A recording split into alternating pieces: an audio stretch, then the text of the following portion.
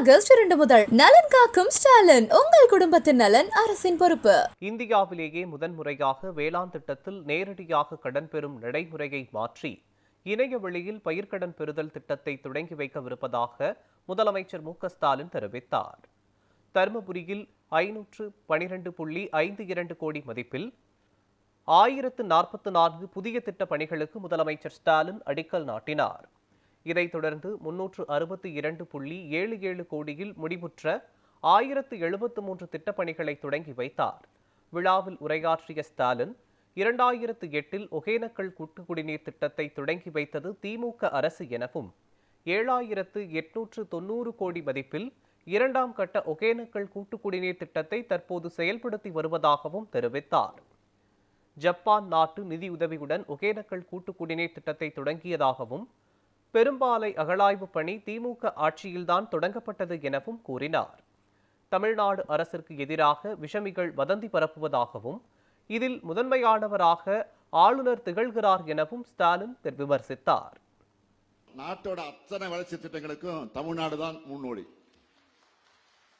திராவிட model தான் இந்தியாவுக்கான திசை காட்டி. இதை பொறுத்துக்க முடியாமதான் ஆட்சிக்கு எதிராக சில விஷமிகள் அவதூறுகளை அள்ளி வீசிக்கிட்டு இருக்காங்க. எதிர்கட்சிகளை சொல்றத பத்தி நான் கவலைப்படல. அதுதான் அவங்க அரசியல்.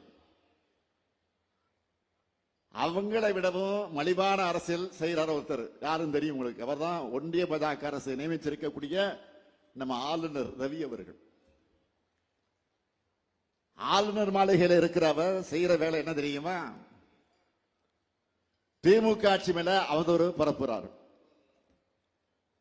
திமுக மேல அவதூறு பரப்புவார், திராவிடத்தை பழிப்பார், சட்டங்களுக்கு ஒப்புதல் தரமாட்டார், இல்லாத திருக்குறளை அச்சிட்டு கொடுப்பார், தமிழ்தாய் வாழ்த்து அவமதிப்பார், நம்ம தமிழ்நாட்டுக்கு வரக்கூடிய இருக்கக்கூடிய மாணவர்களை இழிவுபடுத்துவார், தமிழ்நாட்டோட கல்வி, சட்டம் ஒழுங்கு, பெண்கள் பாதுகாப்பு பத்தி எல்லாம் உண்மைக்கு புறம்பா இல்லாத பொல்லாத சொல்லி பீதியை கிளப்புவார். இதை மட்டும்தான் அவர் செய்கிறார்.